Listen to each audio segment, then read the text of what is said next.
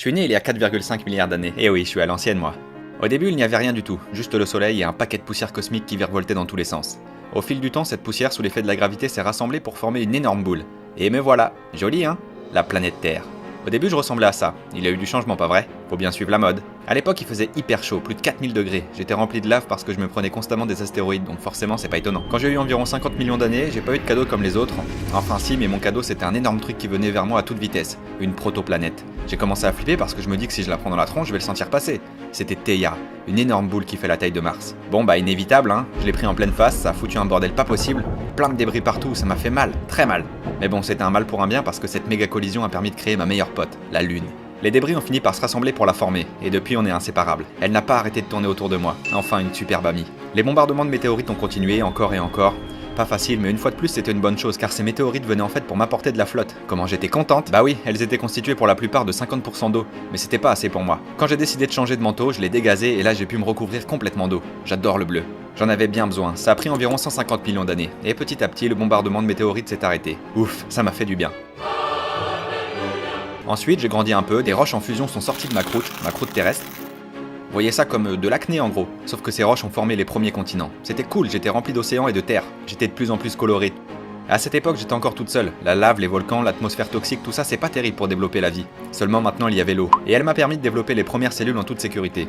Il y avait plein de petites bactéries dans l'eau. Ces bactéries ont formé des stromatolites qui, eux, se sont occupés de rejeter de l'oxygène. Bonne nouvelle, ça va changer les choses, ça va modifier l'atmosphère. Au début, j'ai pas vu de différence parce que l'oxygène était seulement relâché dans l'eau. Mais il a ensuite pu être relâché dans l'atmosphère et durant 2 milliards d'années, l'oxygène s'est accumulé. Qu'est-ce que c'était bon. Après, pendant ma crise d'adolescence, mon continent s'est séparé en deux. Ça a encore généré de nombreux volcans, des gros boutons là. Ces volcans ont relâché beaucoup de dioxyde de carbone dans l'atmosphère et ça a entraîné une grande baisse de chaleur. Et c'est là où j'ai vécu ma première période glaciaire. Ça caillait sec. Ça a duré de longues années et je me suis ensuite réchauffé et la glace a lentement fondu. Heureusement, mes petites bactéries avaient survécu au grand froid. Elles ont pu ensuite tranquillement évoluer. En trilobite, en picaya, il y avait plein de plantes aquatiques aussi. À ce moment-là, je commençais déjà à avoir pas mal de petits habitants. Ensuite, ma couche d'ozone s'est formée, et une fois formée, la vie a pu naître. Des créatures qui à la base passaient leur temps dans l'eau ont fini à en passer plus dehors. Des tétrapodes, insectes, des reptiles, et quand la vie s'est bien développée, il a fallu qu'ils crèvent tous. J'étais vraiment très triste. Il y a eu une longue période de pluie acide, presque tous mes habitants sont morts.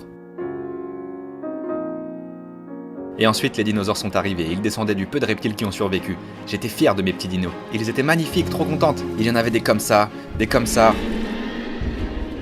Mais malheureusement, j'ai encore pris une fois de plus une météorite dans la tronche. Elle arrivait à plus de 70 000 km/h.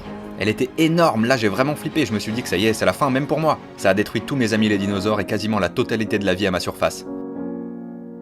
Heureusement, il y avait des petites bestioles, des petits mammifères que j'ai pu protéger, sous moi quoi. Ils étaient tout petits, et bien eux ils ont survécu, ils ont su évoluer tranquillement. Certains petits mammifères ont évolué en genre de primates. Les grands singes sont arrivés, et si on avance un petit peu plus, les premiers hommes sont arrivés. Homo habilis, Homo erectus, Homo sapiens.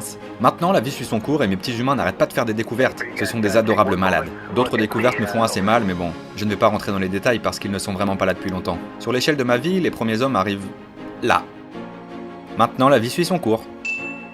N'hésitez pas à vous abonner à la chaîne du Dr Nozman, un petit humain bien sympathique, et retrouvez-le sur son Facebook et son Twitter. Vous pouvez aussi partager la vidéo de ma vie sur Facebook et Twitter, ça fait plaisir, et regardez la dernière vidéo. À bientôt.